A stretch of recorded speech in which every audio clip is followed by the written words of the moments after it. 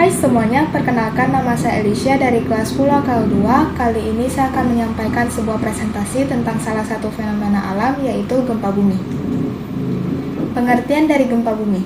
Gempa bumi adalah getaran yang terjadi di permukaan bumi akibat pelepasan energi dari dalam secara tiba-tiba yang menciptakan gelombang seismik.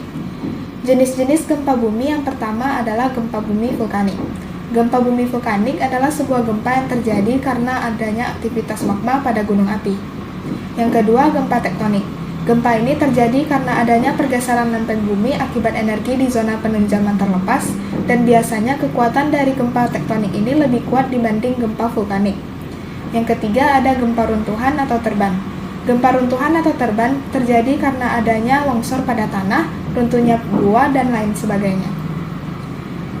Dampak dari gempa bumi yang pertama adalah tanah longsor. Gempa dapat membuat pergerakan bukit dan gunung menjadi tidak stabil sehingga membuat tanah bergerak menuruni permukaan yang landai dan terjadilah longsor. Yang kedua adalah efek geologis. Pada saat terjadi gempa, tanah beserta strukturnya akan terguncang dan menyebabkan berbagai kerusakan pada bangunan dan daerah di sekitarnya. Yang ketiga, tsunami. Tsunami adalah gelombang besar yang tercipta saat gempa terjadi di bawah laut. Pergerakan lempeng di dasar laut ini akan membuat sebuah gelombang yang sangat besar dan menghantam apa saja yang berada di depannya. Tanggapan ajaran Buddha terhadap bencana alam.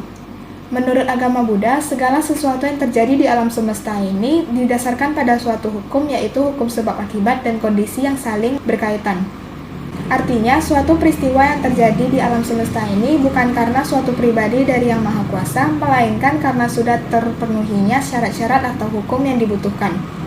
Bencana yang terjadi saat ini ataupun yang akan terjadi di masa depan merupakan suatu bentuk peringatan bagi umat manusia untuk merenungkan bagaimana kita menjalani hidup selama ini.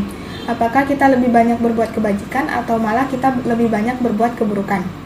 Ini akan menjadi alat bagi kita untuk mengintrospeksi diri sendiri dan menjadi pribadi yang lebih baik di kedepannya. Sekian presentasi dari saya, jika ada kesalahan saya mohon maaf.